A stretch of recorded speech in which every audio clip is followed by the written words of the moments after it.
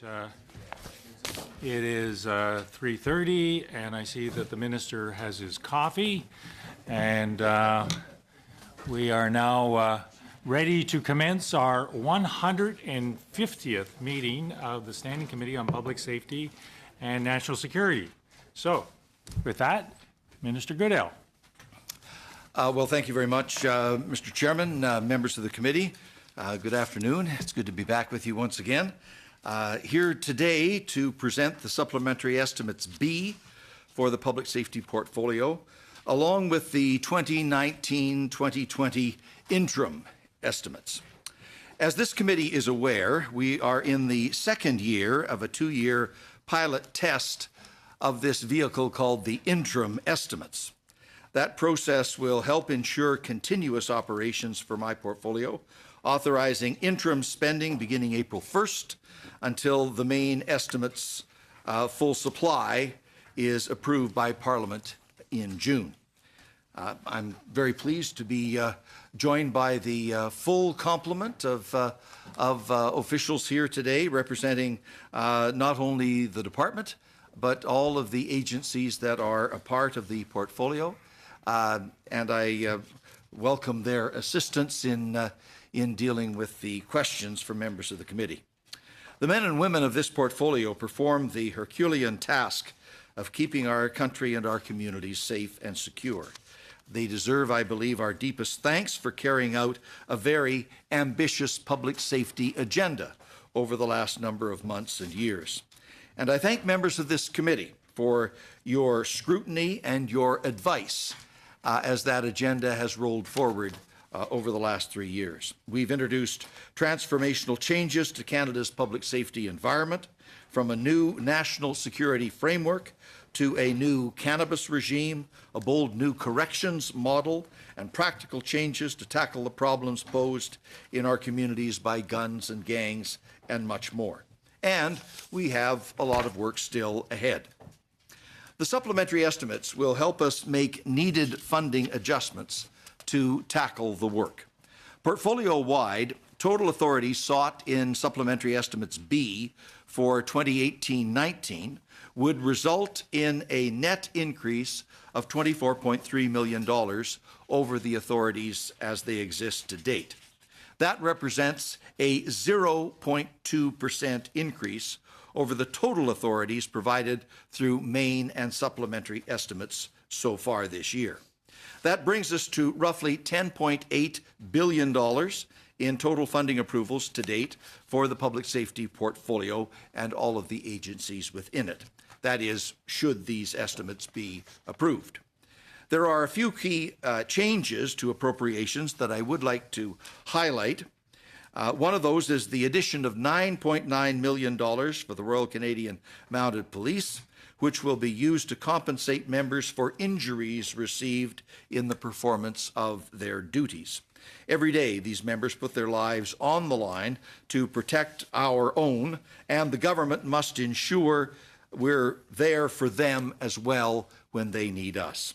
The funding complements the Government of Canada's Memorial Grant program for first responders. That is a new grant program that we introduced last year, and I thank the committee for its support of that program when it was presented.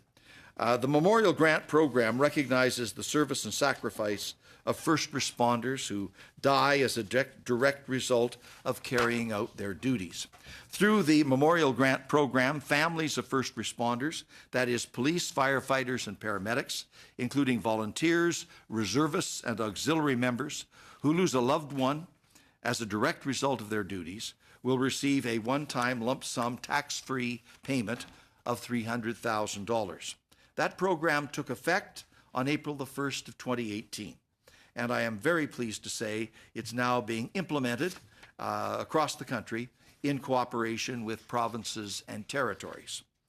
You might ask, why would the provinces and territories be involved? It's because some of their social services legislation under their provincial jurisdiction has offset or clawback provisions written into it, and the provinces need to give us the assurance that they will not use their provincial legislation to in any way diminish the federal grant. and all of the provinces are anxious to collaborate and cooperate in that endeavor, and we're going through the necessary steps with each province to make sure that is the case. I'll also highlight that there is $3.8 million in these estimates that will be transferred to the Communication Security Establishment for the transfer of control and responsibility for the Canadian Cyber Incident Response Centre. That transfer began in October to become part of the new Canadian Cybersecurity Centre. The Cyber Centre is a key change to our security apparatus in Canada. It brings operational security experts from across the entire government of Canada under one roof for dealing with cyber issues. In line with the new cybersecurity strategy, the launch of the Cybersecurity Centre represents a shift to a more unified approach to cybersecurity in the country. I know we'll all be hearing a lot more from the Centre in the year to come. And I know you'll continue to work closely with them in your current study of cybersecurity in the financial sector.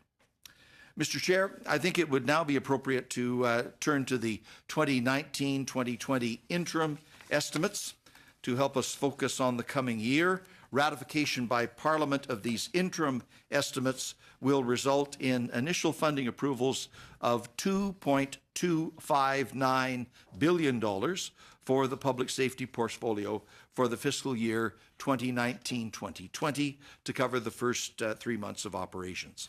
As I've noted, the detailed funding proposed will be presented to Parliament for consideration in the main estimates in April.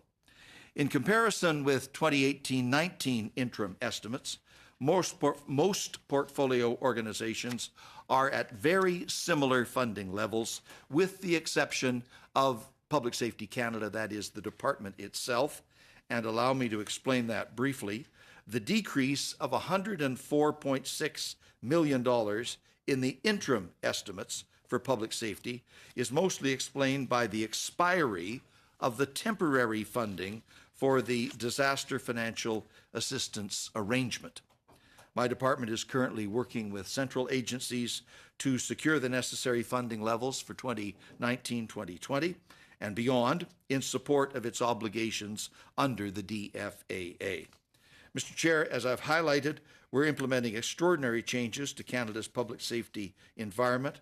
I want to thank all of you once again for the important role that this committee plays in scrutinizing the issues and providing advice. I know my colleague, Minister Blair, will have more to add on these various topics this afternoon, particularly with respect to a strong and effective border.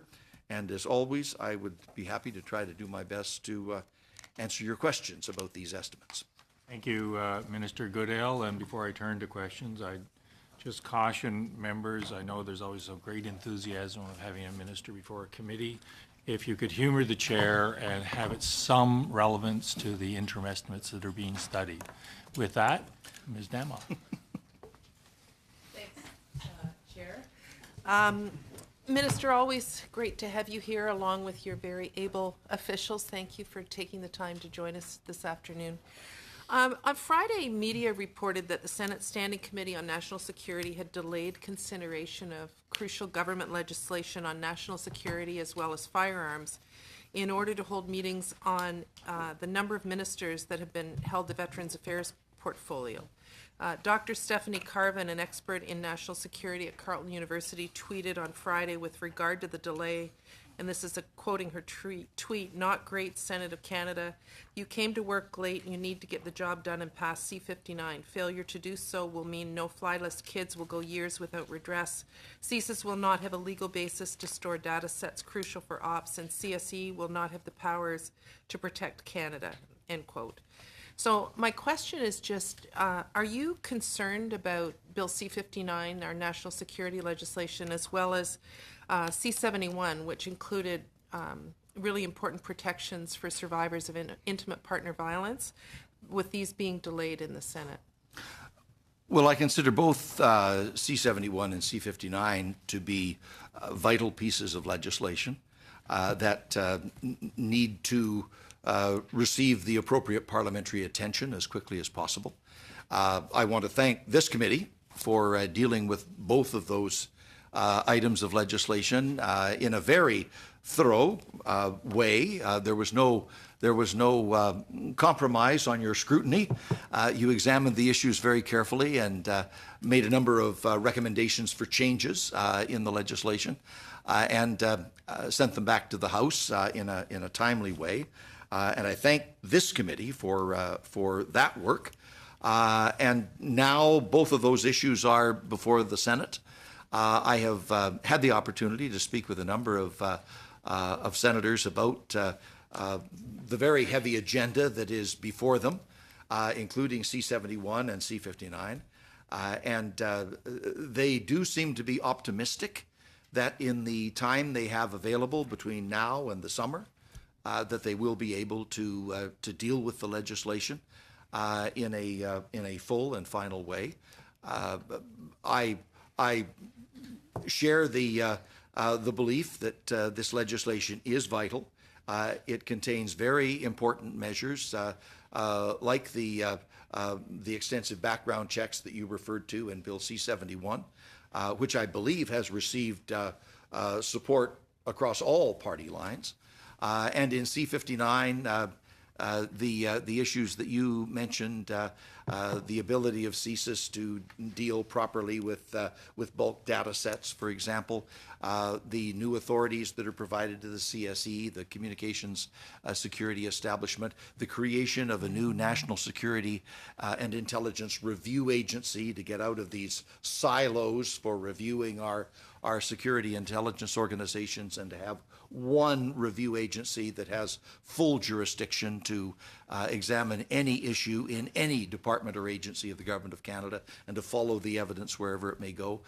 There's a lot more to the legislation than that, but those are really critical innovations in the law, and it is important for the legislation to receive careful and timely consideration. The communications that I have heard back from the Senate would lead me to believe that they are working diligently on the issues before them and are confident that they will be able to discharge their parliamentary duties in a timely way, and I look forward to that. Thank you, Minister. I suspect most Canadians just assume that legislation, because it's through the House, has been passed and don't realize that it hasn't received royal assent yet. So my next question has to do with the study that we're conducting right now on cybersecurity, and something that's come up quite a bit is the development of the 5G network. As you know, some of our Five Eye partners have already made the decision to prevent Huawei from participating in the development of this network. And I wonder if you could just update us on when we can expect the government to make a decision in this regard. The issue is under very careful review, Ms. Damoff. I don't think today I can predict a precise timeline, but I can tell you that all of the engaged departments and agencies of the Government of Canada are assessing this situation with great care and great rigor. The global movement from what we're all familiar with under 4G to this bold new world of 5G is a tremendous advancement in science and in innovation. The kinds of benefits that 5G technology can hold for our society, for the economy, for the way we live, for the success we have as a country, the potential is simply enormous. At the same time, Canadians want to be sure that the supply chain that goes into that new technology will be safe and sound and secure. So we're not examining here one particular company or one particular country. It is the entire range of supply chain possibilities and potentialities. We want Canadians to have all of the advantages of 5G, and we want the system to be safe and secure from end to end. And we are doing our very best to ensure both of those objectives. The departments of the Government of Canada are working very carefully together to make sure that we get to the very best possible decision that reflects the best Canadian vital interests. And of course, in that process, we will not compromise on safety or security. Thank you. Monsieur Paulus, 7 minutes, s'il vous plaît. Merci, Monsieur le Président. Thank you, Mr. Chairman, and good afternoon, gentlemen. Thank you for being there. Mr. Minister, the RCMP has a huge mandate. It services all Canadians and has many resources at its disposal. On Tuesday, Ms. Wilson-Raybould said that she had felt pressure, and if so, did you transfer that information to the RCMP? Mr. Chair, I'd like a little more time for the interpretation. The RCMP are a completely independent policing organization.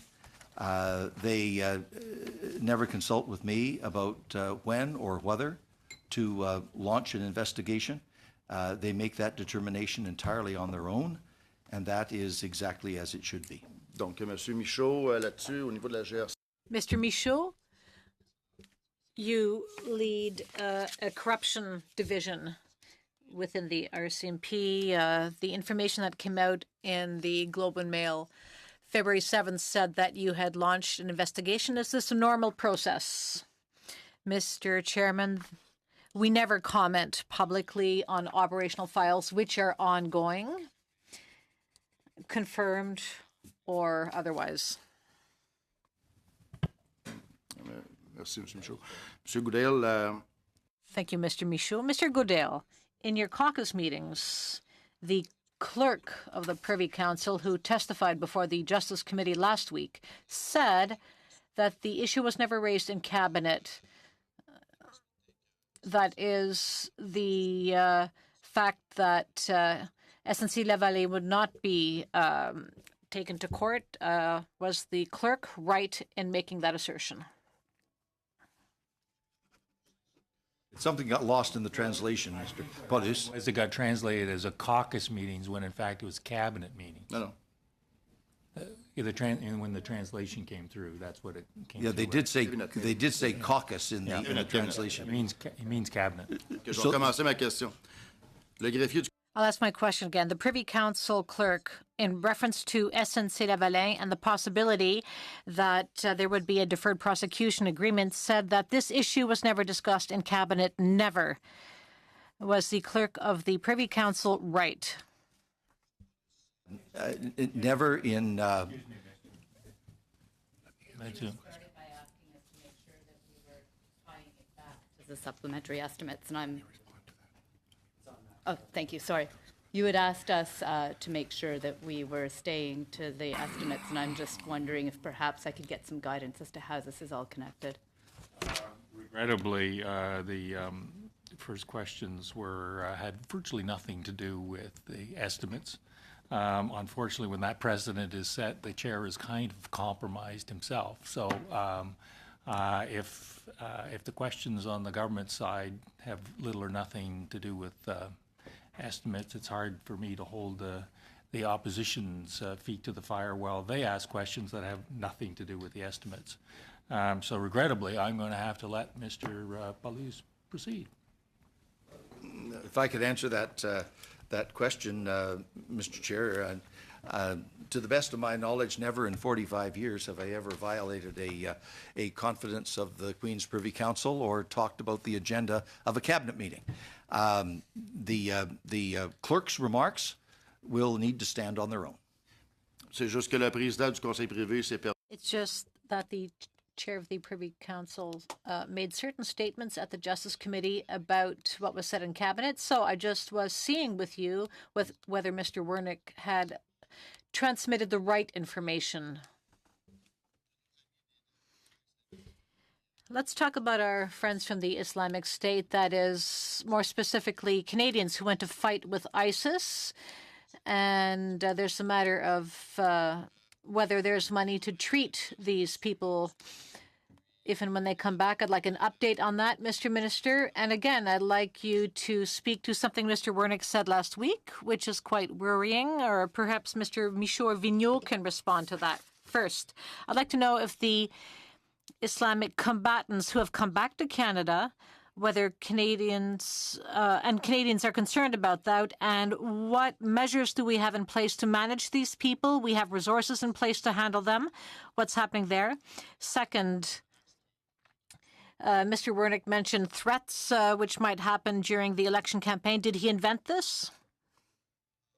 On the latter point, Mr. Paulus, as you will have noticed about a month or so ago, on the topic of foreign interference in Canadian elections or some kind of disturbance during the election process that would undermine or attack our democracy, we have announced a new all-of-government strategy for how we will deal with those issues. The Minister for Democratic Institutions, Minister Gould, is the minister responsible for that set of initiatives. But it does include very substantial funding, part of it from our cyber envelope, and the whole objective here is to have a system in place that has public credibility. If there is an untoward interference in democracy detected by our police or security agencies, they will inform the Government of Canada, and the appropriate officials within the Government of Canada will inform Canadians. Mais ça serait bon de prévenir le Conseil. It'd be good to tell the clerk of the Privy Council to be careful about what he says. Now, to come back to the Islamic State combatants who are back in the country, do have measures to manage them? Because Canadians are concerned. And those measures were laid out to a considerable extent in materials that we published during the month of December, and then subsequently in 2 public speeches that I have given on these issues. There is a whole suite of measures that are available to our police and security agencies to respond to every manner of threat, including returning terrorist travelers that have made the decision some years ago to go to another part of the world, associate themselves with some of the most vile behavior that you can imagine. And now some may be thinking that they might want to come back home. My instinctive reaction is they need to shoulder the burden of responsibility for their behavior. And our primary objective is to collect the evidence, to charge and prosecute to the full extent of Canadian law. Where that is not immediately possible, or where the collection of evidence takes time, we have other measures available to the Government of Canada and to our police and security authorities to ensure that Canadians are being kept safe. We can, for example, remove passports. We can engage in further surveillance and interrogations and investigations. There is an extensive amount of information gathering and information sharing among all of our allies to make sure that we have full and accurate information. There's no-fly listings. There's criminal code listings. There is terrorism peace bonds, and there are legally authorized threat reduction measures under Canadian law. All of that is available and is applied in the proper professional manner by the appropriate police and security agencies that act on behalf of all Canadians. Thank you, Mr. Paulus. Mr. Dubé, 7 minutes, please. Thank you very much, Chair, Minister, and to all the officials. Thank you for being here.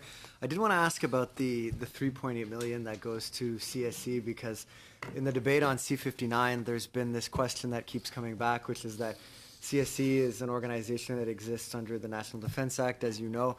And I'm just wondering now, given a lot of these umbrella organizations that are being created and money coming from your department now to fund them, When is there ever? Do we arrive at a point where the government envisages changing whose authority is over that department? Minister, you, with all due respect to your colleague, Minister Sejan, you seem to be taking the lead on a lot of the issues that CSE works on. And I'm just wondering if there ever is a concern that when the legislative, budgetary, and parliamentary agenda is being led by one minister and authorizations by another, that it starts to get a little muddled in terms of the responsibilities, and if there's ever any thought over rejigging how that works within cabinet.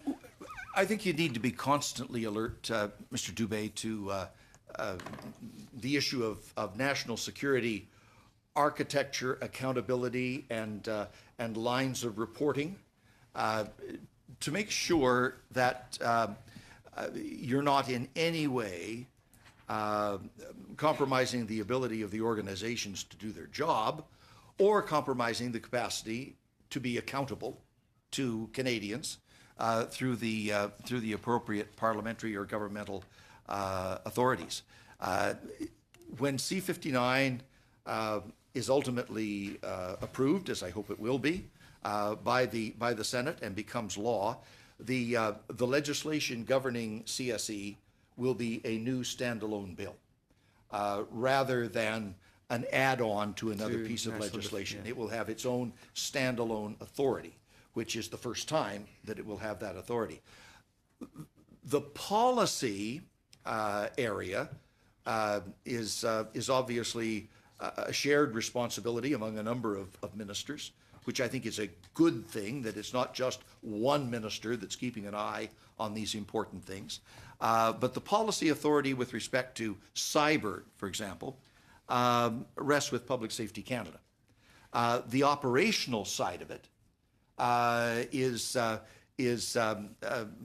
matter that would be of greater interest to Minister Sajjan. But you can see why you would have those two things separated. Operations on one side, but policy authority on the other. I think that's a good policy decision. I appreciate that, Minister, and you'll forgive me, my time is short, and I just wanted to flag it as something perhaps for further debate, because I think you'll agree that the mandates are shifting significantly with new legislation. And but on that note, going to the elections interference piece that was raised by my colleague, I'm just wondering, some of the powers that are being used or will be used potentially by CSIS and others in the plan that was put forward by yourself and your colleagues, some of those powers are going to change if and when C-59 finally gets adopted. So I asked this to Scott Jones, but does that basically, when he was here on our cybersecurity study, but does that mean you're bringing then everything back to the drawing board in the event that C-59 gets adopted, since some of the powers that are being used aren't even clearly defined or will change under the new legislation when it gets royal assent? Like, I'm thinking threat disruption, for example. That I don't think is directly relevant to the issue of foreign interference, but could you be a little more precise in what you're getting at here? Yeah, of course, Minister. So when the announcement was made, the threat disruption powers that were first conferred by what was then Bill C-51 in the previous Parliament, I believe are one of the tools that CSIS may use in that event. And even with CSE's role, will obviously significantly change once C-59 gets royal assent. And they have a large role to play in the election interference piece as well. So what happens for the whole of government approach if and when C-59 gets royal assent, just with regards to the elections? One thing that C-59 does with respect to the threat reduction measures is to create a very clear procedural and legal and constitutional frame that will ensure more transparency and more accountability. Exactly how the powers can be used are laid out now more explicitly in legislation than ever before. And the one major criticism of the old Bill C-51 was that the way those powers were worded in the old law implied that you could somehow exercise those powers in violation of the Charter. And we have clarified in the law explicitly that that is not the case. that indeed, if and when those powers are ever exercised, they must be exercised in a manner that is consistent with the Charter, not in violation of the Charter. Merci, Monsieur le Ministre. J'aurais eu d'autres questions sur ce sujet, mais Thank you, Mr. Minister. I would have other questions on the issue, but my time is running out, and there are other issues which could be discussed. The RCMP Interim Management Committee, which you announced a few weeks ago, you said that a bill will be tabled. I imagine this will happen before the election. It will also require funding. Can you update the committee on those two elements? One, when can we expect to see the bill, when it will not be a provisional committee anymore? And will there be enough funding so that the other monitoring organizations are not affected? Introduce that legislation during the current session of Parliament and before the House becomes incapacitated for good electoral reasons later on this year. The power to create the interim management board exists under current legislation, and we will exercise those powers in an interim way under existing legislation. But it is important that this be a permanent change, not a temporary change. And that's why we will follow up the appointment of the interim board, which, as we said at the time of the announcement, we hope to have accomplished by the month of April. We will follow that up with legislation that would make the change permanent. The existing cost, or the cost of this change, is something that can be handled within existing resources, but obviously the future charges will be covered in the estimates that are put before Parliament in subsequent iterations of the estimates in future. Thank you, Mr. Dubé. Ms. Hoda, 7 minutes, please. Chair. I'd like to go back to the Canadian Centre for Cybersecurity. I commend you for creating this centre. It's well needed. We're in the middle of a cybersecurity study, and every day our heart sinks a little bit in worry about the gaps that do exist currently in our framework in our country to be able to secure ourselves. Many of the witnesses that have come before us and the different witnesses from other countries, notably Israel, that's come before us, is known as a model, a country to follow when it comes to the investments they've made in this area. But they have a good partnership between the private sectors, academia, and government. How do you envision the Canadian Centre for Cybersecurity to be able to establish that? Because in order to have a successful protections, we need to train our young people in this area, and I believe we're lacking right now. Ms. Oda, I think this is a huge opportunity for Canadians. Much of what we talk about in the realm of cybercrime and cyber threats can be pretty scary stuff. And we need to be realistic about how vulnerable we are as a result of our extensive interconnectedness. And all of that technology brings huge advantages, but it also brings very significant risks. So we need to be very clear-eyed about the threats and the risks. When everybody is wired together, the weakest link can bring down the whole house of cards. So our cybersecurity policy is intended to make sure that we've got the systems in place to respond to that. But at the same time, we should not be driven by fear. We should be driven by an imperative that we want to keep Canadians safe, and we want to take advantage of the huge opportunities that exist in this new and rapidly exploding field of technology. That is exactly what the Israelis have done. They have cybersecurity as a major national priority. They pursue it relentlessly. They invest in it relentlessly. And as a result, they are among the very best in the world. And in the process, they have created for Israelis thousands and thousands and thousands of some of the most interesting jobs that you could ever imagine. So how are we going to adopt a similar model? Like, I don't see the academics in place. We need to invest in that area. They were talking about training kids in cybersecurity as young as, kindergarten age kids. What role can our government play in doing that? Well, we need to support science and make sure that we're supporting science that is relevant to cyber-related issues. And I note in our last couple of budgets, we have taken the level of science investment in Canada now to an all-time record high.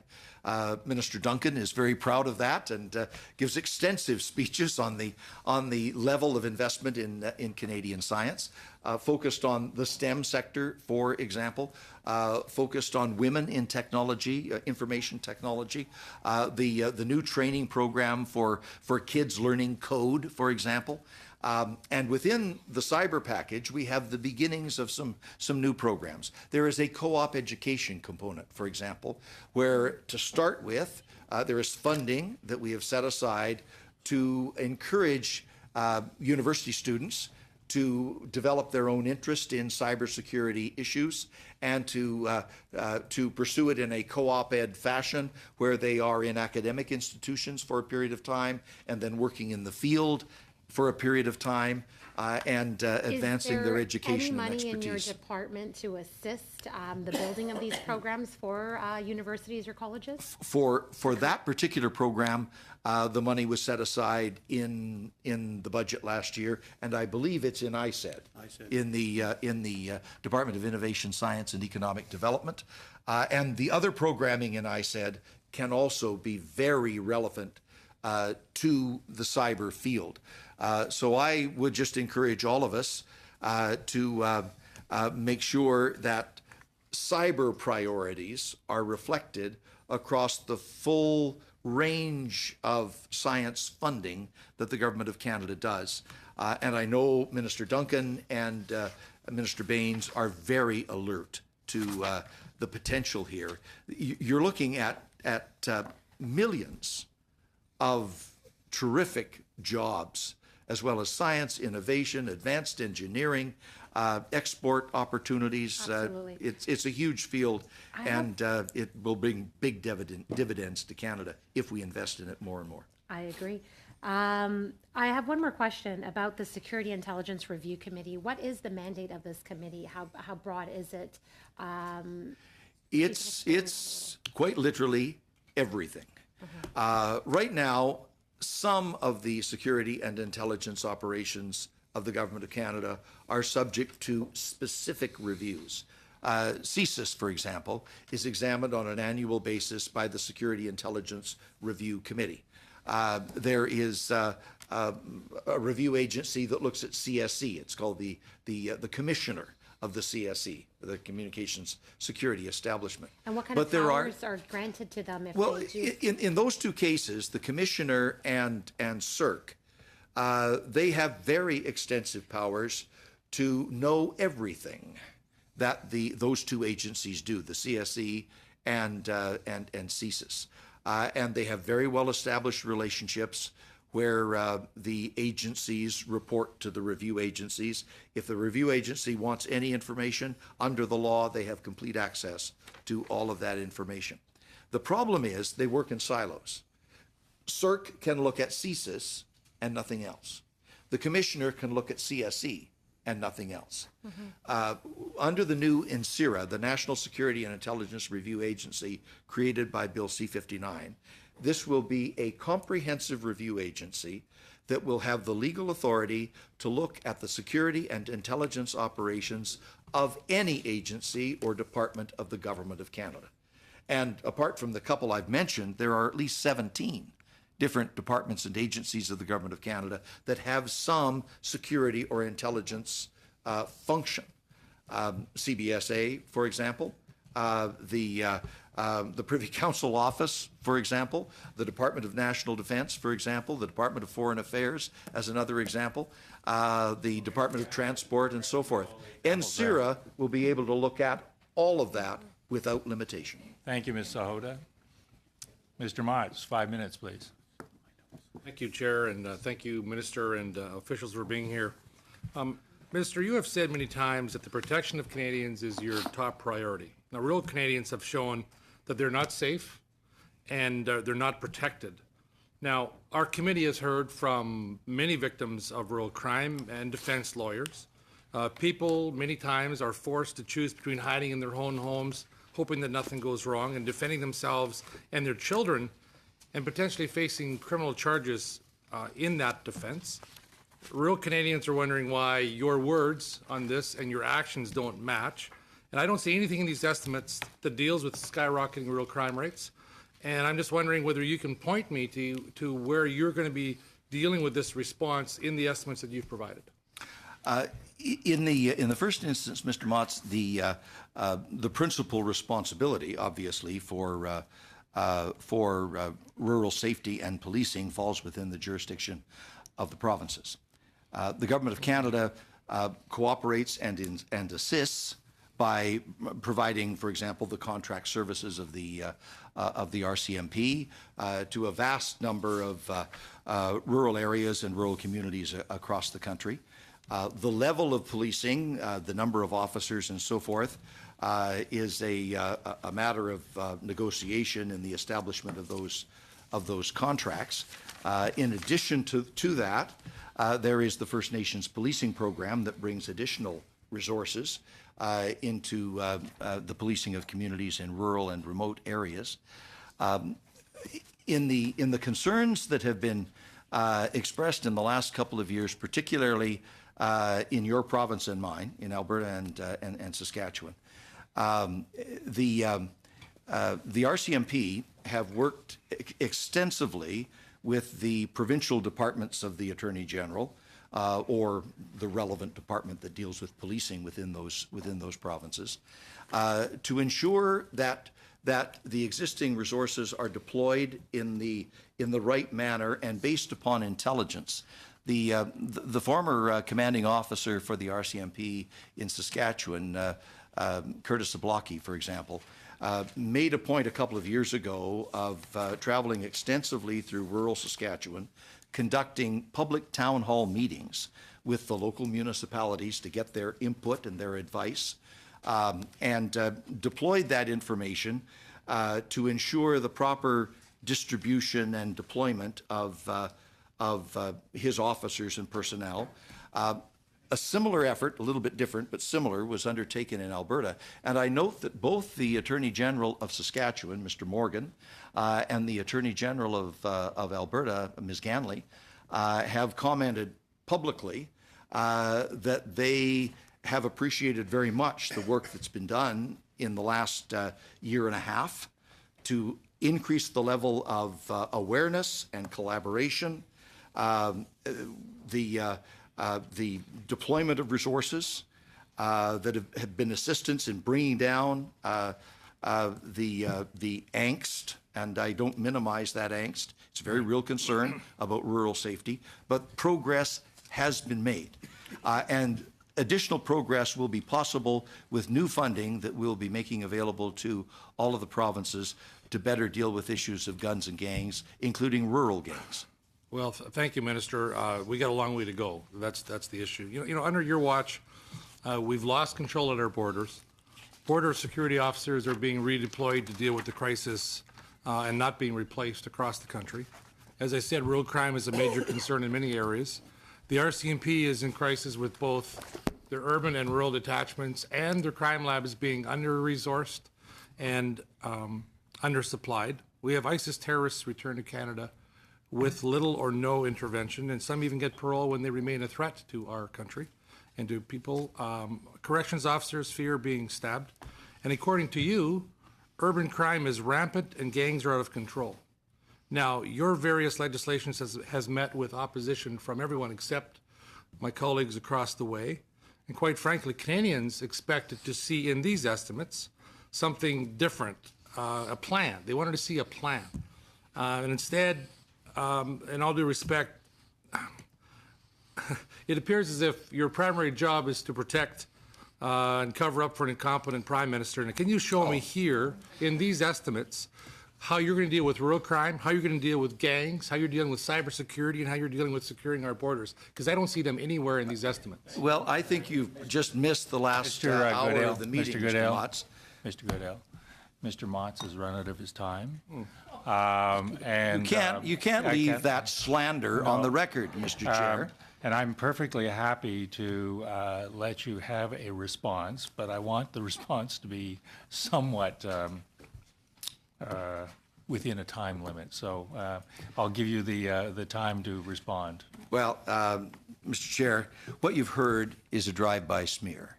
It really is an insult to the quality of the work that one should expect to be done by this committee. That kind of litany of abuse, innuendo, and downright falsehoods and untruths is simply not acceptable. And I won't dignify that barrage of garbage with an answer because it doesn't deserve one. Thank you. Monsieur Picard, 5 minutes, s'il vous plaît. Thank you, Mr. Minister. Change of subject. Last January, you were part of a meeting related to emergency management. In fact, there's a signature of an emergency management safety strategy for Canada. Will you expand on that, please? Yes, this is something that the Government of Canada and all of the provinces and territories have been working on for the last 3 years, the development of a new all-inclusive emergency management strategy for the country. There has been excellent buy-in and cooperation and enthusiastic support from all other jurisdictions, the provinces and territories in particular, but there are many municipalities and other organizations that are interested in this. We've taken not just a whole of government approach, but a whole of society approach, recognizing that when disaster strikes, you need everybody on board responding completely and comprehensively in a way that is thought out in advance, planned and coordinated so that the maximum benefit can be achieved for Canadians.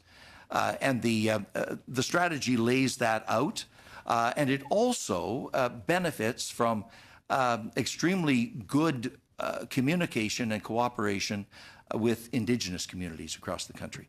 One of the things that's included in our approach is doing a complete inventory in all of the roughly 700 Indigenous communities across Canada to know the risk factors that affect those communities and the capacity within those communities to deal with those risk factors, and then where are the gaps and how do we need to fill those gaps. So the coordination has been extraordinarily good.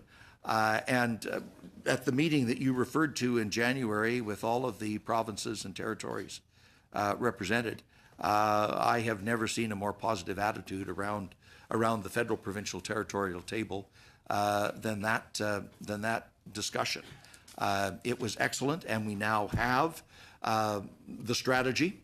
And we are all committed, federally and provincially, over the next 5 years, to take the elements of that strategy and to implement those elements to ensure that Canadians are kept safe, in part, by having the most effective emergency response capabilities that they can possibly have. Allow me to switch in French. La plupart des électeurs au Québec. Most voters in Quebec, and this is a general message from my Quebec colleagues, care about climate change, and it's a file. It's an issue which is becoming more and more intense. Climate change presents many challenges, and the management of emergencies, which fall under the emergency management strategy, leads us to the following question. The money invested in managing these catastrophes and these emergencies,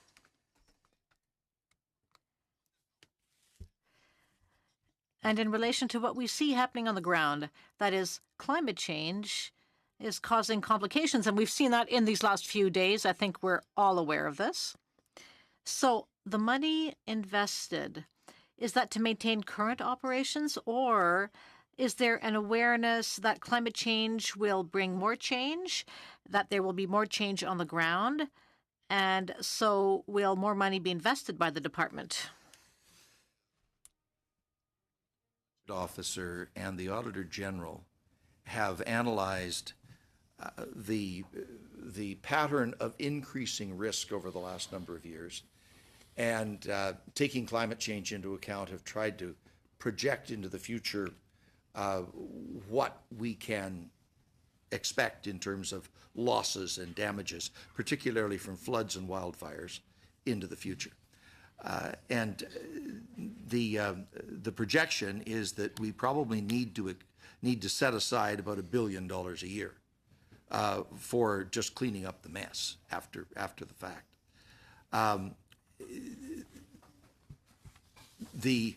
One of the premises in the emergency management strategy, recognizing that that is the big future risk going forward, is we're either going to pay now or pay later in terms of you either prevent the loss or you clean up the mess after the fact. And the latter is usually more expensive. So what we have tried to do is identify opportunities in our infrastructure spending, for example, where before the fact you can build structures, some of them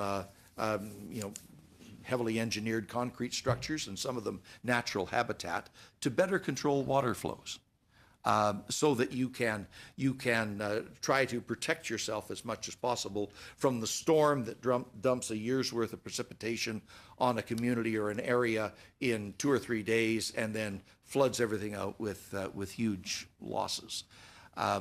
We have a federal program called the DFAA, Disaster Financial Assistance Arrangement, that compensates for some of the losses, and that program has, if my memory serves me correctly, paid out more to compensate for floods and wildfires in the last 6 years than it has paid out in total over the full history of the program going back to 1970. So obviously the situation in recent years has been getting worse, and the risk is higher, and therefore investing in more climate resilient infrastructure in advance will save you money after the fact. Thank you, Minister. We're going to have to leave it there, please. Mr. Iglinski, 5 minutes. Here today. Minister Goodale, your director of CSIS, who's here today, just recently said that it's becoming increasingly evident that the hostile foreign intelligence services that are targeting corporate secrets and intellectual property of Canadian companies pose a greater threat to our national security than terrorists do. Now, that's a pretty serious assertion. How has that impacted your decision on allowing a company like Huawei to participate in Canada's 5G program? And taken even more serious is that the Secretary of State, Mike Popper, recently said that if countries adopt this corporation and organization in their, or fail to look at it, may not be able to do business with us. Well, we're obviously weighing very, very carefully all of the issues around the supply chain for 5G. Whether it's one particular company or one particular country or any or all of them, we want the supply chain to be absolutely secure. And that's the consideration and the analysis that we're going through right now. And a final decision has not yet been taken, but it will be in the weeks and months ahead. And we will make sure in making that decision that Canadian national security and the safety of Canadians is front and center and first and foremost in the consideration. We will obviously weigh very carefully what all of our allies say and feel about this issue, because we are heavily interconnected with all of them. In terms of the issue, though, more specifically, Mr. Glensley, let me ask David Vigneault for his own comments, because that was his speech you were referring to. Was. Thank you, Minister. And a very good one. Thank you, Mr. Iglinski. If I remember correctly, what I've said is that terrorism is and will remain the most significant threat to public safety. However, the point of my speech was to bring attention to the significant long-term impact of espionage and interference, both for our prosperity and our democracy, sovereignty in the years to come. And so it was to bring a little bit of diversity in the and more specific points from a professional point of view in the public debate on national security. So I do believe that these issues of terrorism, espionage, and foreign interference are and will remain the most significant issues we're dealing with. How much time I got left? 2 minutes. Last week, Stuart Bell from the Global News broke news that an individual who pled guilty for fighting with Al Qaeda less than 2 years ago is already on parole, walking our streets. Now, this same guy, Mr. Mohammed, has made public statements encouraging like-minded individuals like himself to go out and do acts of terrorism in Canada. And the parole board said this guy isn't going to change. Yesterday on TV, there was a program from the United States dealing with a very similar individual that's in custody in the United States that fought for Al Qaeda. He's been in custody for 8 years. The FBI came forward, Superior Court judge came forward, the FBI came forward and said that guy helped over the last 8 years in combating their fight against the Al Qaeda. Yet when a Superior Court judge looked at sentencing that gentleman, he says 8 years. He's been in custody, so he said that was enough. Yet here in Canada, our closest partner just north of us says a person who is converted, who has proven to have been converted, has helped government authorities fight the people that he had joined. He serves 8 years, and here we have in Canada, just south of the border, or north of the border, sorry, a person that spends less than 2 years and is walking the streets. Do you think this is safe for Canadians? Mr. Glinsky, the police and security and correctional and parole authorities in Canada have one overriding priority, and that is keeping Canadians safe. And they make the appropriate decisions to do that. They work very, very closely together. That particular individual that you refer to is one that was subject of a recent decision by the parole board, and the chair of the board is here, Jennifer Odes, who can comment on that as to the extent she can with respect to a specific case. But I think she can give you a sense of the factors that the parole board takes into account to ensure that their decisions are contributing and not detracting from national security and public safety. Very briefly, yes, thank you. In this particular case, and we don't usually talk about individual cases, but this one is relatively easy for the board because, in fact, we didn't make a decision on this case. This was not a case of parole. This was a statutory release case. So, as you may know, that after serving 2/3 of a sentence, offenders are statutorily released and are come under the supervision for that last 1/3 of their sentence by the Correctional Service of Canada, by parole officers in the community. What the board does in those statutory release cases, we're not deciding whether they're getting out or not. We know they're getting out. We will work with all of our partners in terms of putting conditions on that release. So I hope that helps. Were there conditions put on that release? There were conditions, yes. Thank you, Mr. Glinsky. And I would note that that law that was applied in this case is the same law that existed through the entire term of the previous government. Thank you. Ms. DeBruzen, final 5 minutes, please. Thank you. Thank you, Minister, for being here with us today.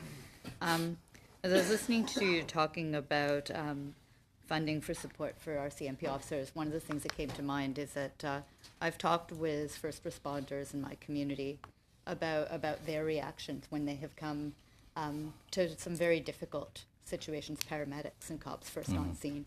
And I was wondering if perhaps you could give us a bit of an update on how we're doing, what's our progress on PTSD supports for our first responders?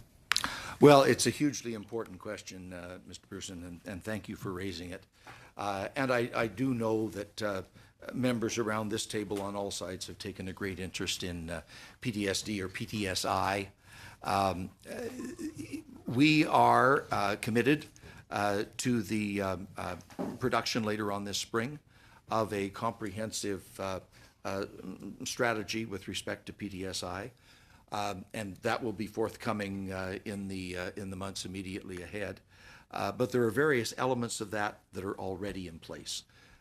In the last budget, for example, there was significant funding set aside for an organization called the Canadian Institute of Public Safety Treatment and Research.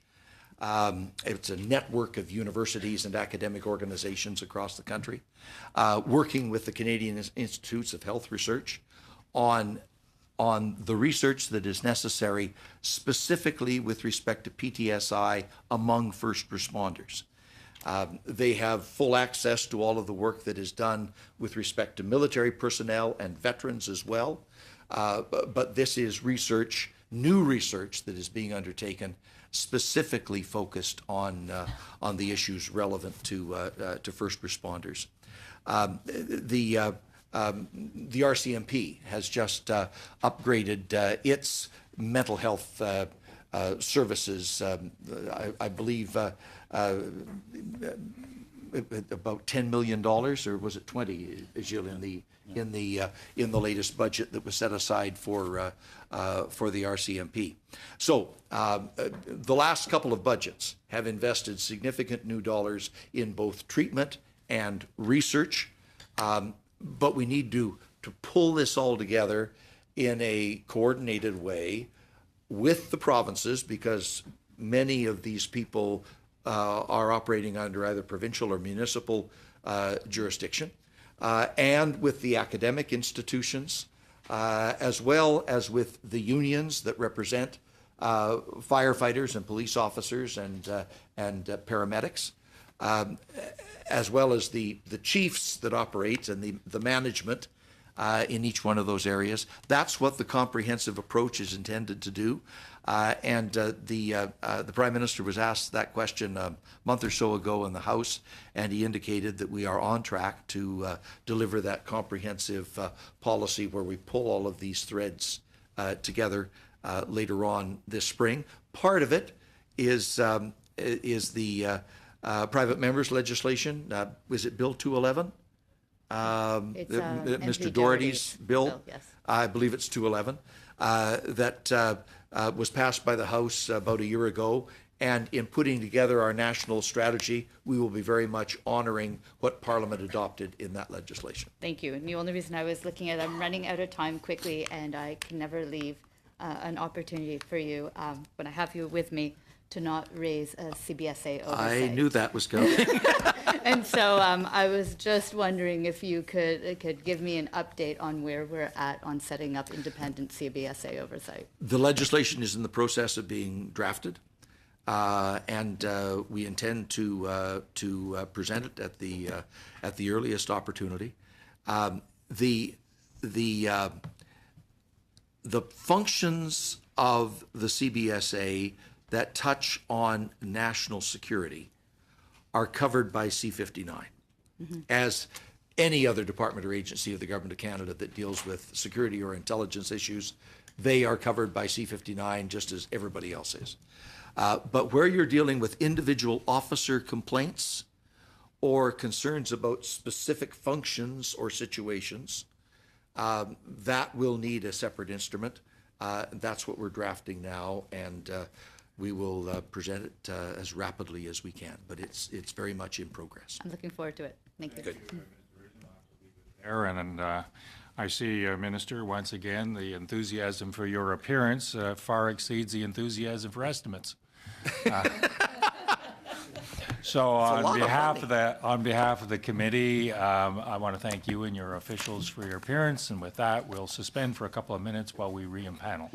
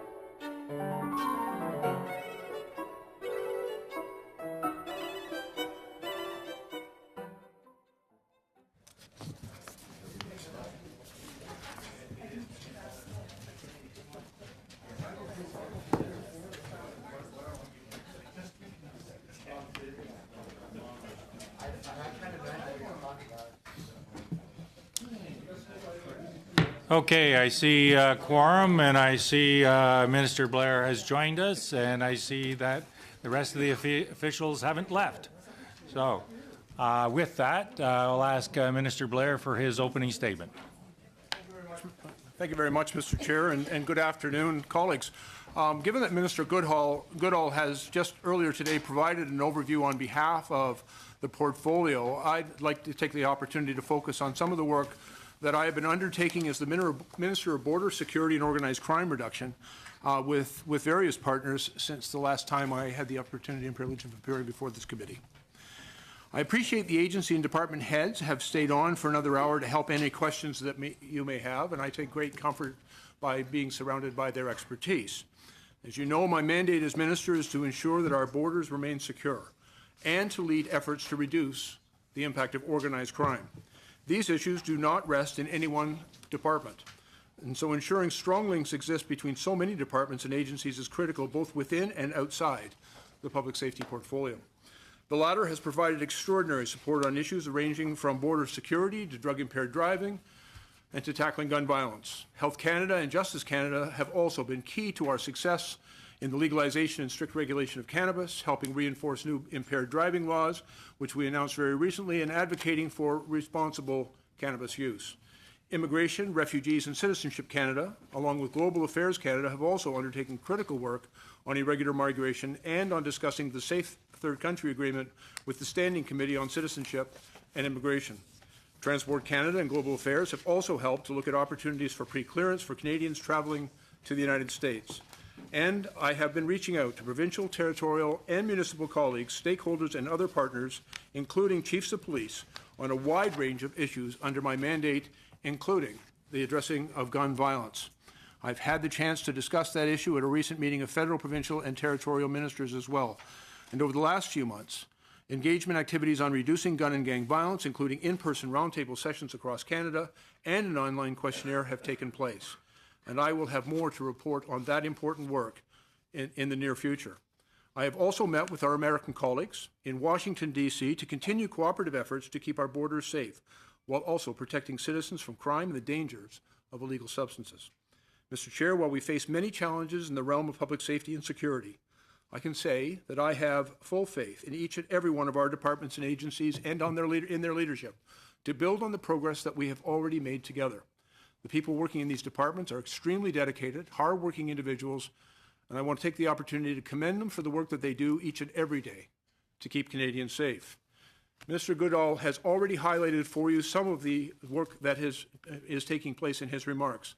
And as he noted, the estimates are an important tool to make sure funds are flowing where they need to flow. He highlighted that in Supplementary Estimates B, the public safety portfolio as a whole is requesting total authorities that would result in a net increase of $24.3 million over authorities to date, or this constitutes a 0.2% increase. With respect to the interim estimates, I'll note that most of the portfolio are in similar funding levels as 2018, 2019. But I'd like to focus on a few specific items which are, as I said, specific to my mandate. One of my key commitments is to make sure we're investing in keeping Canada's borders open to the free flow of legitimate trade and travel while promoting the protection and safety of Canadians. And in the supplementary estimates, they highlight transfers to other organizations for services provided to them. I raise this because it highlights how closely the CBSA works with partners to keep our borders safe and efficient.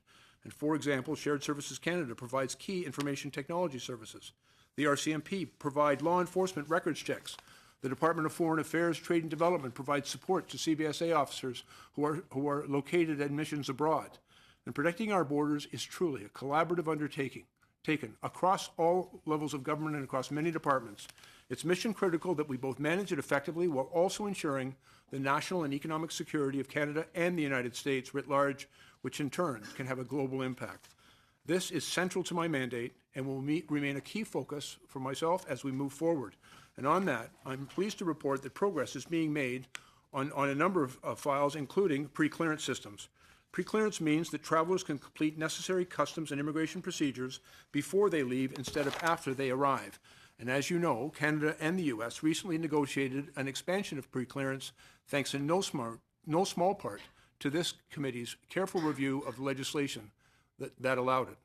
The goal is to cover more airports and other modes of transportation and to allow for traffic moving south to north.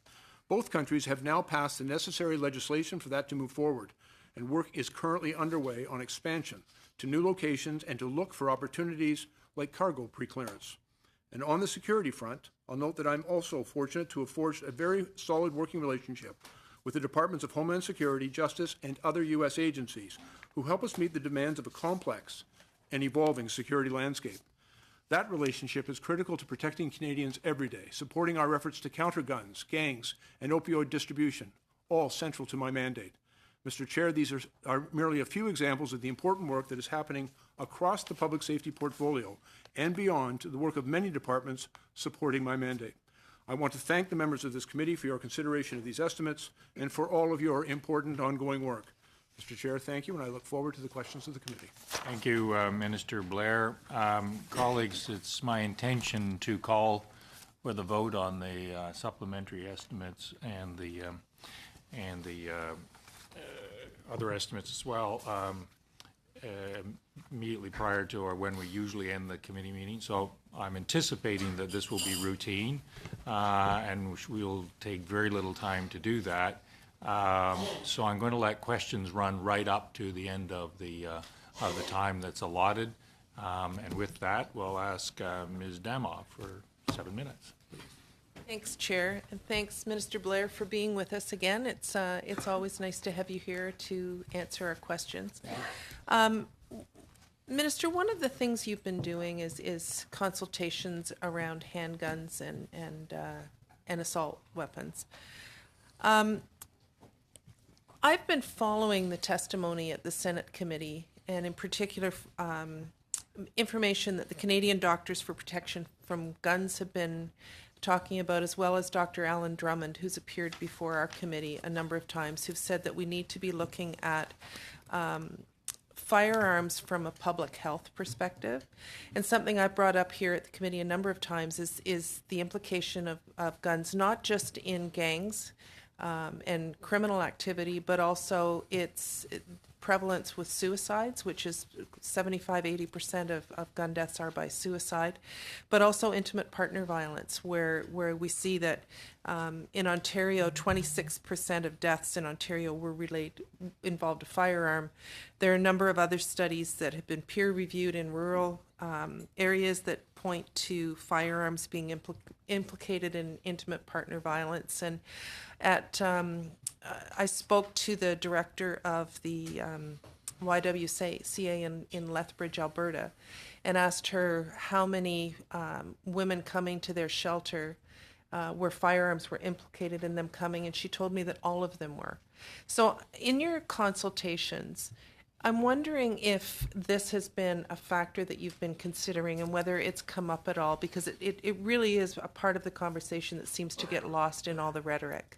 Yes, Ms. Damoff, and let me assure you that is certainly a consideration that has been well canvassed in my examination of this issue as part of my mandate.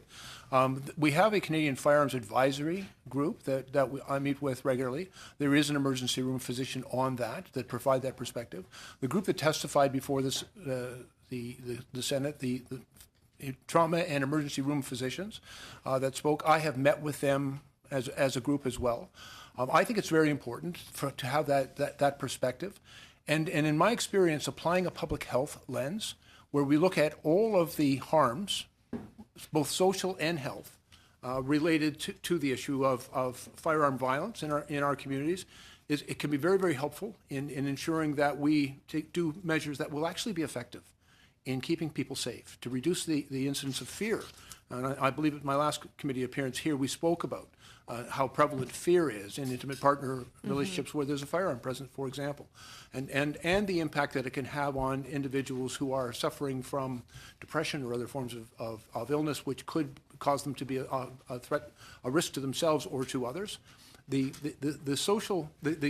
public health lens is a very effective way in which can be done, and certainly in our consultations that has been well articulated by witnesses that have come before me. Thank you, Minister. I have something else that has attracted a lot of rhetoric has been asylum seekers coming across the border. And I have a question regarding investments in that, but first I have two questions. If you can just give me really quick answers on it. Are we welcoming terrorists and criminals into Canada? Absolutely not.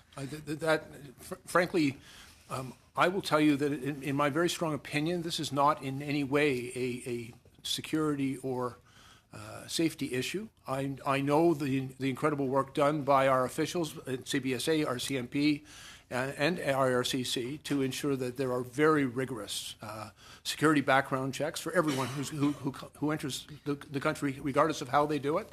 And I think the work that they do, some 95 million people are processed and screened before they come in. But those who are coming in irregularly at our borders are detained. They are subject to very rigorous background checks. Biometrics are taken, photograph and fingerprint, and all of the things that are necessary to maintain the safety and security of our country are being done by our officials. So can Canadians feel safe? Are they safe, Minister? Yeah, they really are. And I think it's also important to reflect on who's coming across that border. Overwhelmingly, they're families. 40% of the people coming across are children. They represent no risk to anyone, and many of them are coming seeking asylum and seeking the protection of this country and fleeing persecution. We also have rigorous systems in place, which are entitled to due process, but to ensure they're in fact eligible for our country's protection. And if it's determined that they are not following that due process, they're also subject to removal. So, Minister, I was reading an article about a seizure of firearms at the Rainbow, I think it was the Rainbow Bridge, where RCMP police service dogs were used to detect the firearms. And I know under the previous government there were, I think it was $500 million in cuts that were made to the RCMP. There were significant cuts made to, I think it was the same amount, to CBSA. And our government's been investing in the RCMP and CBSA so they can get more dogs to be able to be working at the border. I'm wondering if you can talk about some of those investments that have been made to make sure that our agencies who are doing this good work have the tools available to them to be able to do their job well and effectively. Yes, ma'am. I can tell you that there has been a reinvestment by the government into the CBSA and the RCMP to on a number of fronts, but certainly on the issue of border security, additional investments have been made in CBSA to provide them with access to those dogs, which when properly trained can be invaluable, but also access to other technologies as well, because that technology is advancing and we are making investments in that. And we've been working hard to restore the capacity, and just to make sure I get this right, I think it's about $74 million, which was invested in CBSA for that purpose. Tina can answer that. Did I get that right, Tina? Want to close? So in the context of the interim estimates, there is funding being made available for the CBSA that's associated with guns and gangs. And in the context of that funding, there is funding that includes additional dog teams. And the funding is slightly less than the amount that the minister had mentioned. Thank you. Before I turn to Mr. Paulus, you mentioned a figure, Mr. Minister, of 95 million. What did that refer to? Actually, it's generally for the asylum, the investments in the asylum system. There are investments in improving our systems and also investments in the agencies and departments, particularly as it pertains to the investment in asylum. The number for that, if I may. So the investment in asylum through budget of the last budget, 2018, we had approximately $72 million that was provided to CBSA, some for last year or this current fiscal year, as well as an amount for next fiscal year. Okay, thank you. Mr. Paulus, 7 minutes. Merci, Monsieur le Président. Thank you, Mr. Chairman. Mr. Blair. In your opening statement, you said that pre-clearance costs would go up in Canadian airports. Would those include the Quebec City airport? Airport in Quebec City is one of the airports where there are current discussions taking place.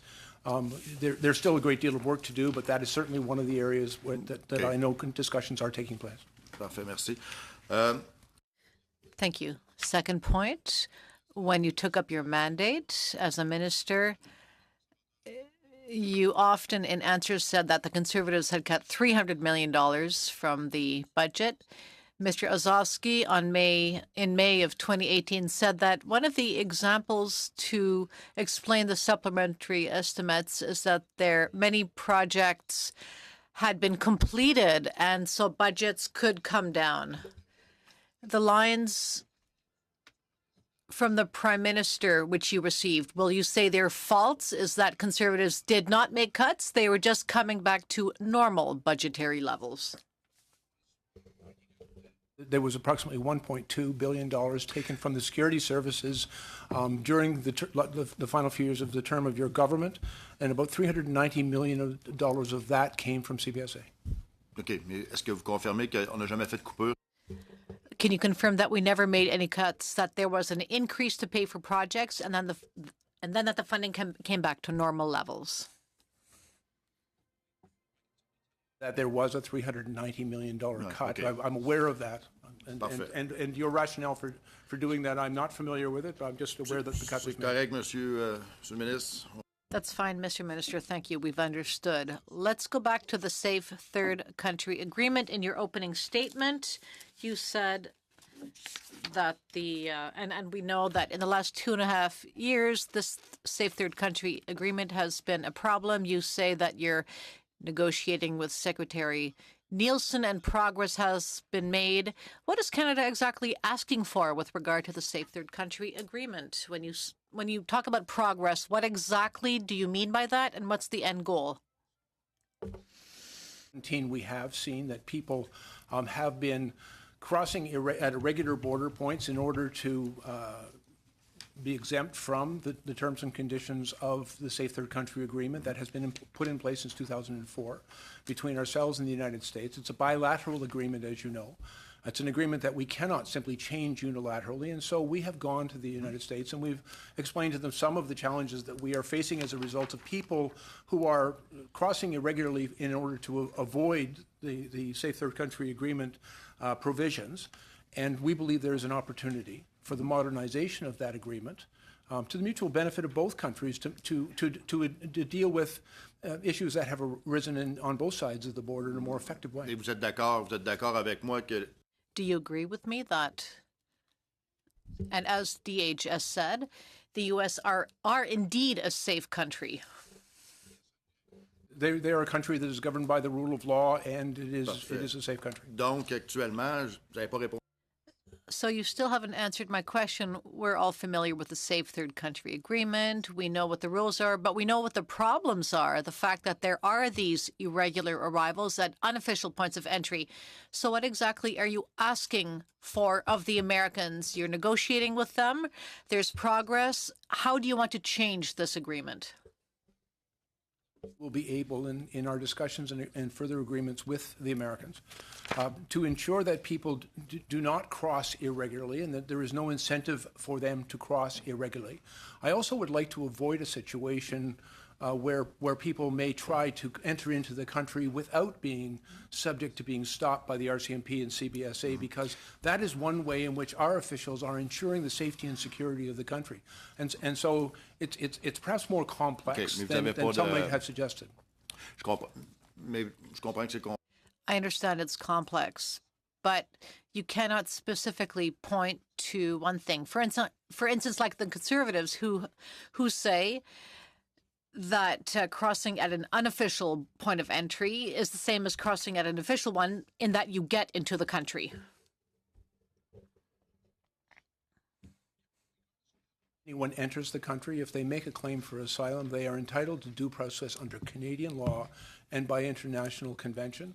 But we have been taking a number of measures which have been effective, and we believe that more can be done to encourage people to enter into the country at a regular point of entry and to discourage them from coming irregularly. Well, I understand we're not going to solve this issue this week, maybe next week.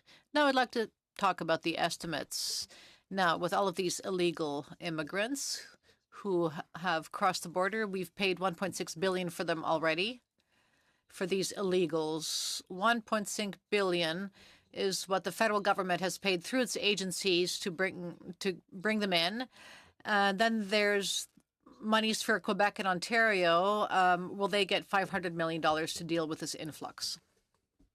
If I may, when a person enters this country, regardless whether they do it at a point of entry or regularly and make a claim for asylum, their presence in the country ceases to be illegal. And so I just wanted to clarify that for you, because you kept on referring to them as illegals once in the country, but the reality is once they've made an asylum claim, they have a lawful, they have, under our law, they are present legally. C'est un débat qu'on a depuis 2 ans. Je sais. Well, we've been having this debate for 2 years. I get it. But now I'm talking about the estimates. The bill, you can call them what you want. I call them illegals. You can call them irregular arrivals. The point is they've come across the border. It's cost over $1 billion now in the last 2 years. Ontario's asking for $500 million, and Quebec as well, to help pay for social services for these people. So in the estimates, will $500 be set aside for these two provinces?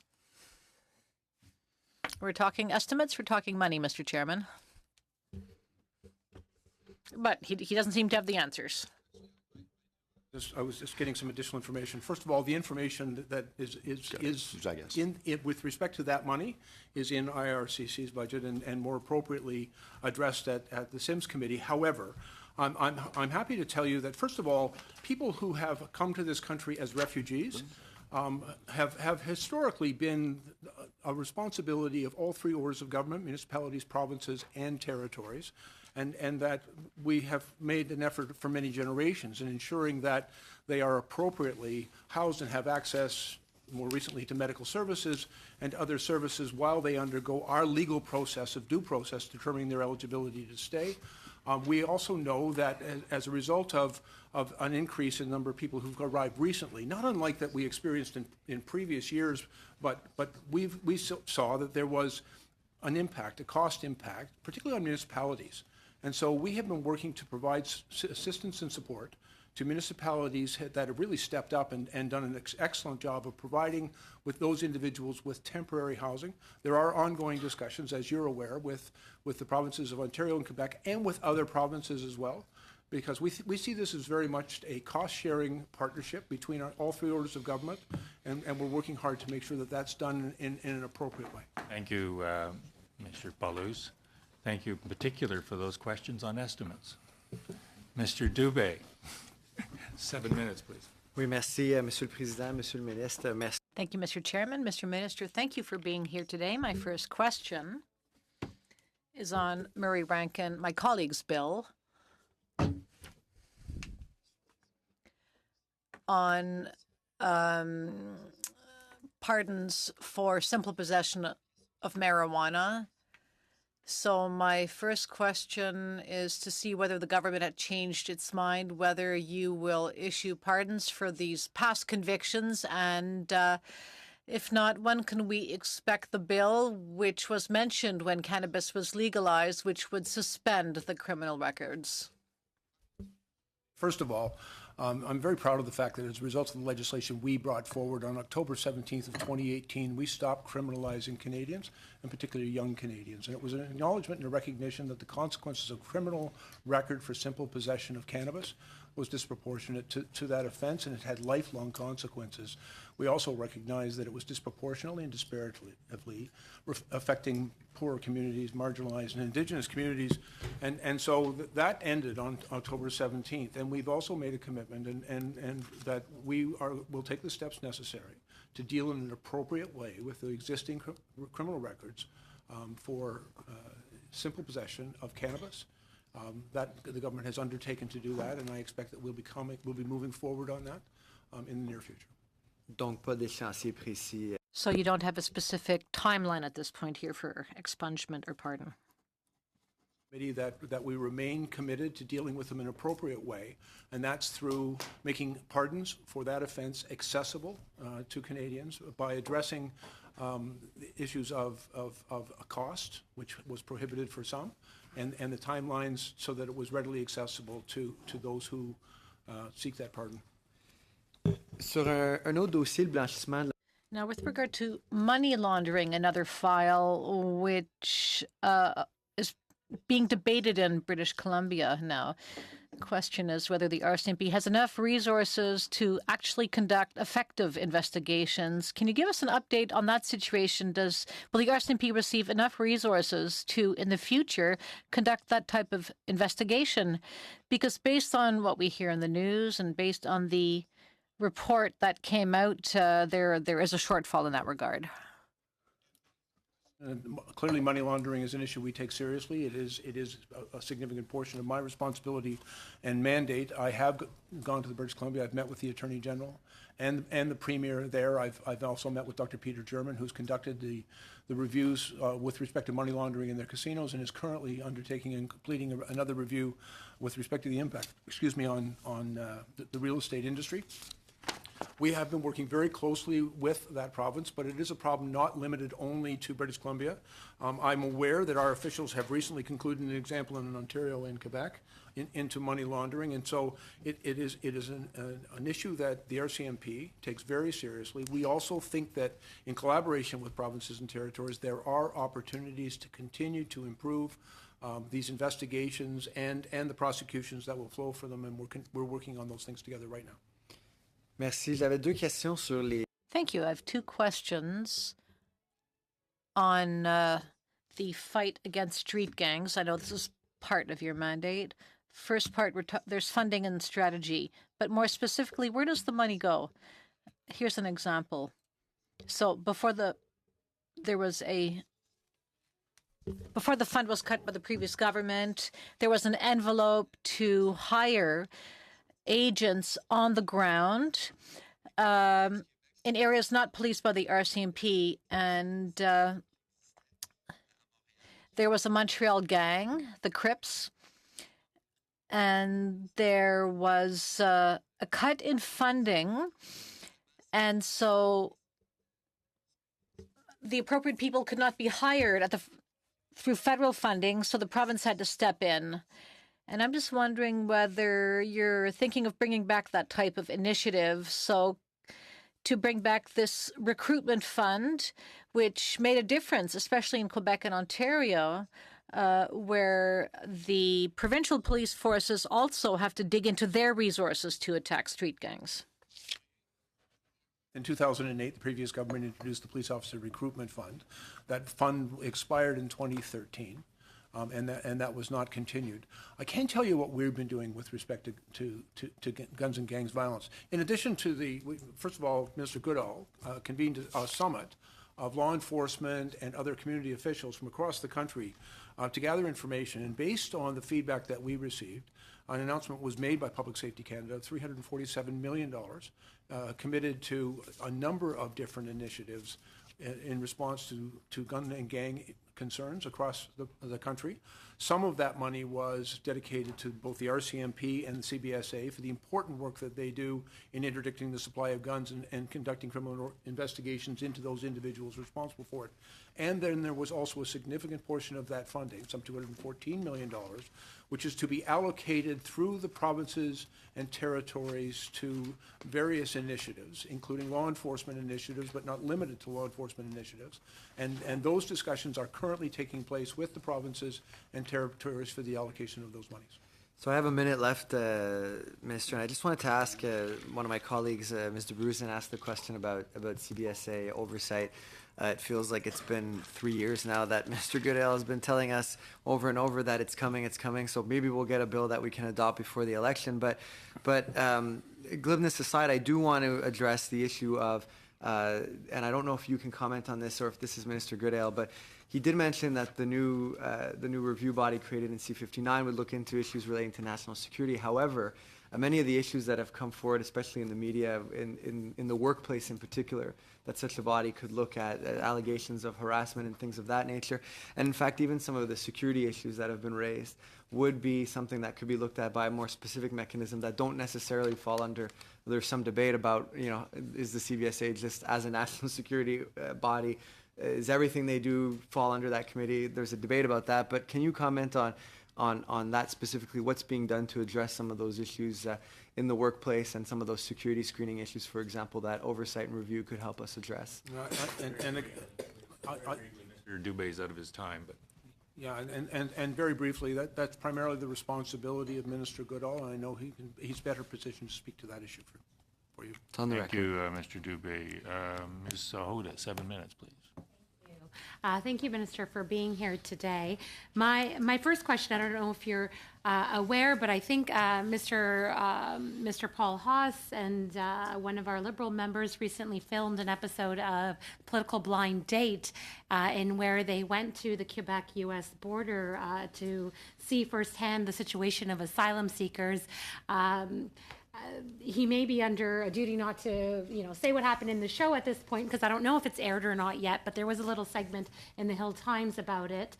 I believe the whole time they were there, they didn't see a single irregular border crosser during that time. And so the purpose of the show is kind of to bring, issues when members, from different parties have differing views on issues, try to see, where they can be brought together in an unusual circumstance. So I thought it was quite interesting, and I wanted to hear firsthand from you about the numbers and if, in fact, the numbers have decreased with irregular border entries, and if you can shed some light on that and how, if that is the case, if they were there for many hours and there was no recurrence, how you've been able to accomplish that. Well, first of all, if I may, let me commend the members for going to Le Col. I think it's a great opportunity, and I would encourage all of my colleagues in the House who have any concerns about what's taking place there to go and to watch the incredible and excellent work done by our officials to maintain the safety and security of our country and to process those people in an appropriate way. There has been, just over the past number of months, a reduction in what we have seen previously, in previous months, and in certainly it's a lower number, but quite frankly, we remain vigilant there and we maintain a presence there because we have seen, although we've made some real progress in reducing the number of people who are crossing irregularly. I think we remain in the resources are there to make sure that whatever comes is properly and safely dealt with.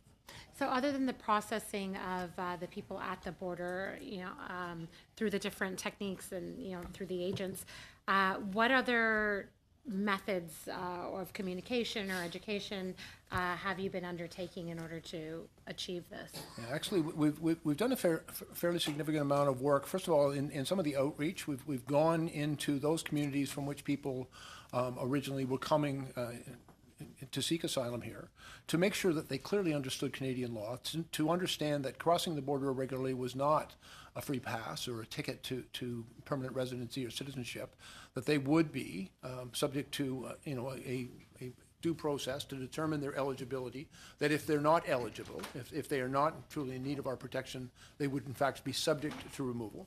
We wanted to make sure that that was clearly communicated. And what we have seen is in some of those places that had a very positive effect in disincentivizing, discouraging people from making the mistake of getting in the wrong line. If they were trying to come to Canada for a reason other than seeking our asylum and protection, then we wanted to make sure that they understood that wasn't the right way to come in, and it had some positive effect. We've also been doing a great deal of work with U.S. authorities. We found, for example, last year, a number of people in the early part of the year were coming to the country in possession of temporary tourist visas that had been issued by the United States. People were coming into the United States and then presenting themselves at the Canadian border. We worked very closely with the United States, pointing out the difficulty. We've actually deployed CBSA officers to work with Americans on the ground where these tourist visas were being implemented, and we saw a 73% reduction in people coming from that location. And so there are a number of very effective things that our officials have been undertaking to make sure that people have a better understanding of Canadian law and how it would be applied in these circumstances. And I think that has contributed significantly to the reductions we've seen in the number of people who are presenting themselves at our border. During the last few years, you must look at comparative numbers to other Western countries. Has there been an increase in migration to other countries as well? It's very much a global phenomenon, Ms. Hoda, and what we have seen is there are literally tens of millions of people who are fleeing war and persecution, and there are also a number of economic migrants who are very much on the move. countries all around the world, certainly developed countries and countries which are considered safe, and Canada is one of the safest and most livable countries anywhere. Where are we on the charts when it comes to the number of people that are entering, the other developed countries? as Actually, speak of- we have the benefit of our isolation. In order to come to Canada, one has to cross 3 oceans or enter in from the United States. And so we are not as vulnerable to the migration of people as other countries that share more common borders. But at the same time, we are a country with a very good reputation as a place which is welcoming to refugees. I think we have a long and very proud history of various refugee groups that have sought our asylum and protection in Canada and have become contributing and outstanding members of our country. And so it is an attractive place for people seeking asylum, but they need to understand the law and the rules, and that the rules will in fact be applied. I want to switch gears a little bit. I know that under your mandate, you're looking after gangs. On the other side of gangs, you have many that fall victim to these gangs. You have human trafficking victims. I myself many times hear from constituents that feel lost because they're either been a victim to violence or some type of tragedy. And unfortunately, we've had quite a few.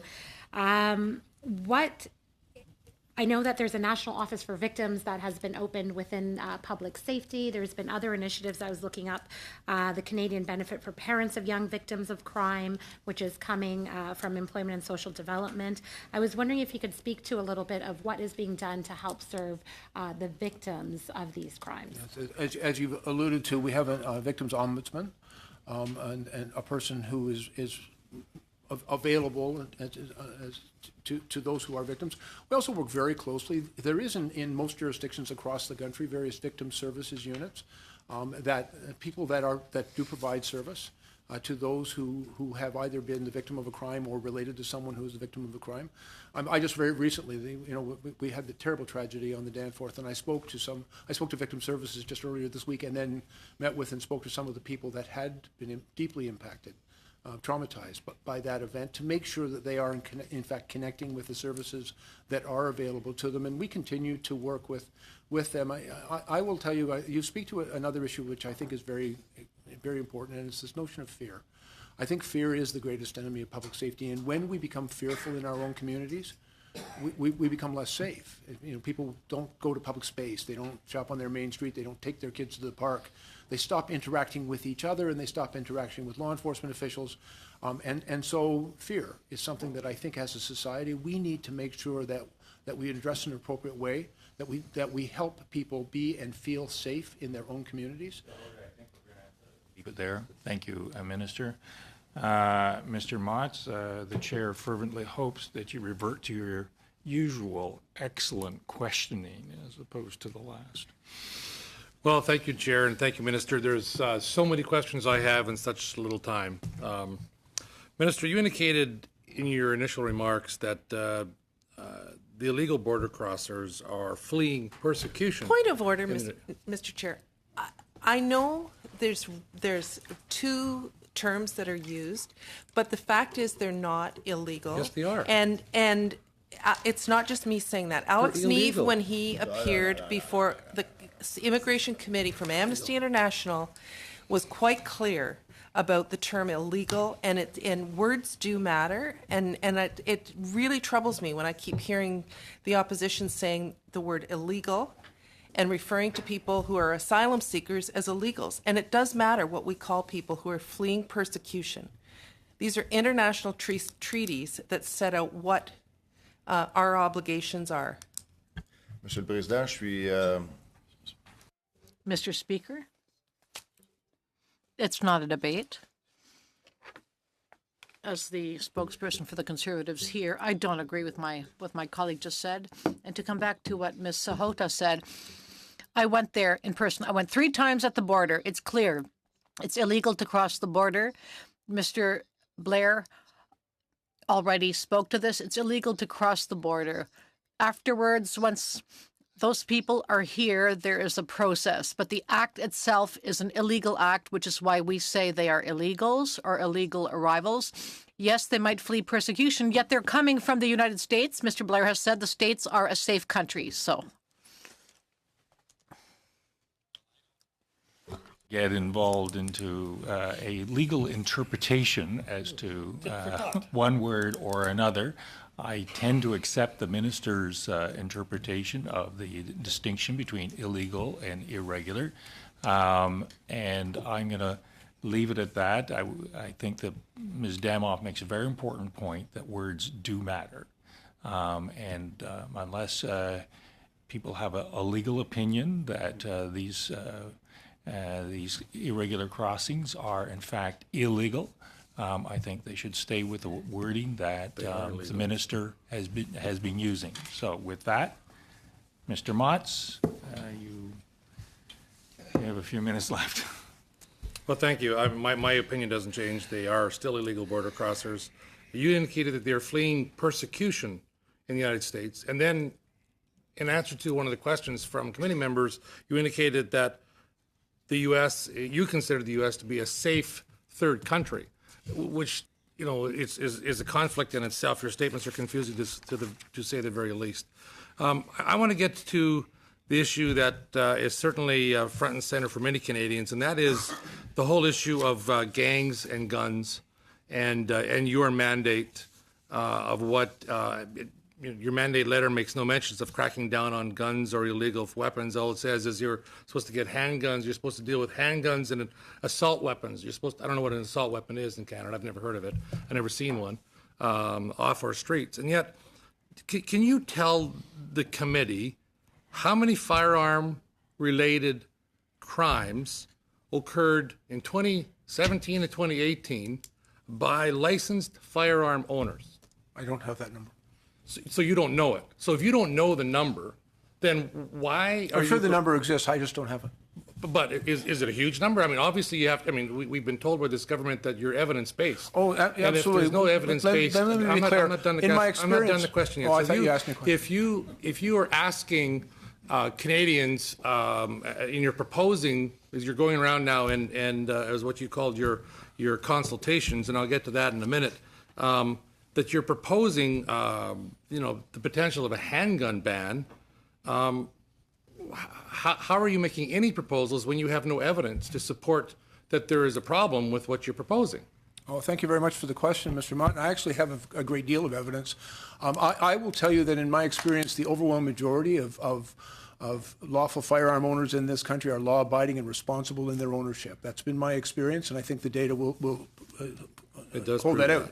But I would also tell you from my own personal experience, and I have a great deal of data that I'm aware of, that unfortunately some of the firearms that belong to or in a part of lawful firearm owners' collections do a number of ways end up in the hands of people who would commit violent crimes with them. And so, one of the things I'm looking at is how do I keep those guns from getting into the hands of people who would commit violent crimes with them, and there are a number of ways, as I'm sure you'll know, you yourself have said that the happen. domestic-sourced firearms account for about half of the violent gun crimes that occur in Toronto, for example. Yet Toronto's own stats has proven that to be absolutely false. It's less than 6%. Mr. Mott, let me just tell you my own experience with them. I'm asking the next question. I'm going to let Mr. Blair answer the question. I gave additional time to reflect the conversation between Mr. Paulus and Ms. Damoff, and I'm going to let Mr. Blair finish his response, and then I'm going to go to Monsieur Picard. So, Mr. Blair. I'll try to be brief. During my time in the Toronto Police Service, both as the Chief of Detectives and then for 10 years as the Chief of Police, we made an effort to trace the origin of all guns that were used in crime in our city. And I will tell you, during that period of time, it was some 13 years, the evidence was very strong and fairly consistent. About 70% of the crime guns that we came in possession of had been smuggled across the border. We also, because we traced the origin of those guns, were able to determine if they were domestically sourced, if they had been brought legally into this country, purchased and acquired legally, and then ended up in the hands of criminals. I can also tell you in my experience there have been a significant number of cases actually, where there have been thefts of lawfully owned and possessed guns, and that those guns have subsequently been used in criminal offenses by people who resolve their disputes through violence. And there have been other means of diversion as well. And so in my experience, about 70% were across the border and 30% domestic. When we use the figure 50%, we are relying on information. First of all, the current chief of police in Toronto says about 50%. And I've also heard from the chief of Regina, Chief Evan Bray, who said that in Saskatchewan, 50% of the firearms that they seized were domestically sourced as well. Thank you. Mr. Motz. Mr. Picard, 5 minutes, please. J'aimerais revenir. I'd like to come back to the issue of money laundering. First, I'd like to recognize the work of the RCMP, which looked into the BC Awala system, one of the most complex systems to prove because it's based on the word of the players involved, and which makes it harder to follow the money, if you will. And speaking of following the money, another area in money laundering where there is a trail, but where it's hard to find this trail, it's because money laundering goes through trusts and the structure of trust ownership. So can the minister tell us a little more about that? Referring to as beneficial ownership and Sorry, my fault. Yeah. It can be referred to in a number of different ways. I wanted to make sure that I was answering the question you were actually posing, Mr. Picard. Yes, we know that in a number of different jurisdictions, other jurisdictions, the issue of clarity of beneficial ownership can be very, very helpful to our financial institutions to maintain their integrity and for law enforcement conducting investigations. We recognize that there is work that can be done to improve this. There have been discussions already with our FPT partners, the provincial and territories, because they also have a role in that. And I believe that the issue has been well identified. It's also part of the discussion we've been having most recently with British Columbia, but all of the provinces and territories are involved in this discussion. It's a concern well understood, I think, and there are ongoing discussions on how best to deal with it. One of my favorite unit was the IMET unit, and last year there were a number of initiatives where we were talking about how to recruit new skilled person, new talent, and doing business differently. What was the evolution since last year with respect to how IMET is working in this financial crime business? I'm aware of the acronym, but for everyone else, it's the Integrated Market Enforcement Teams, which was established by the RCMP, and to do the complexity of financial crime does require a set of skills, and sometimes things that are not necessarily taught at Depot or in other police academies, and does require a higher level of skill. And again, I'm reluctant, I wouldn't presume to speak for our officials, but I will tell you that it's very clear to me that they understand the need for a broad range of skills in these very complex investigations, and some of the success that they've achieved most recently in those investigations, I think, is evidence of that commitment. With respect to the border, when it comes to the asylum seekers, we do talk a lot about the number of person getting in, but we have never established the comparison with how many get out then, because they don't all stay in Canada. Can you talk about, in fact, the real impact of those asylum seekers after a while, because not everyone stays in the country? No, I can tell you that the important work, and it's primarily the responsibility of CBSA, to conduct removals once a person has been determined not to be eligible and has exhausted the available appeal processes and due processes that in our law, they are subject to removal. The CBSA, I believe, and actually I may 2017. I believe in 2017 and 2018, removed approximately 8,000 people, and they've set their own goal for themselves to increase that to 10,000, and they've redeployed some resources to affect that. There is, what we have seen is because of the length of the processes in our legal processes of determining eligibility, we're only now beginning to see people who've come into the country irregularly, beginning in 2017, actually subject to removals. But there has also been a greater concentration on ensuring that we expedite the determinations for those who enter irregularly. And again, there are a number of issues that we are addressing in order to facilitate timely removal of those who are not eligible to stay. And it includes working with countries to ensure that travel documents are issued in a timely way, for example. And again, CBSA has been working on the efficiencies of those removals and making, I think, real progress. Thank you. With that, that brings to the closing our questioning. I want to, on behalf of the committee, thank Minister Blair and his colleagues for their presentation. As I indicated earlier to you, colleagues, I'm going to be asking for votes on the supplementary and interim estimates. The first vote is on the supplementary estimates. I believe you have copies of this. And it's a vote on Corrections Service of Canada, vote 1B. Department of Public Safety and Emergency Preparedness, vote 5B. Royal Canadian Mounted Police votes 1B, 5B, and 10B are referred to the committee on January 28. Shall that vote pass? On division, shall the chair report to the House on division? Interim estimates, it's quite a number of other votes, all of which you have in front of you. If you wish, I can read them all, but assuming that all of you can read, can I have a motion to pass the interim estimates? Shall the interim estimates pass? On division, and shall I report that vote to the House? Thank you very much, colleagues. With that, we are adjourned.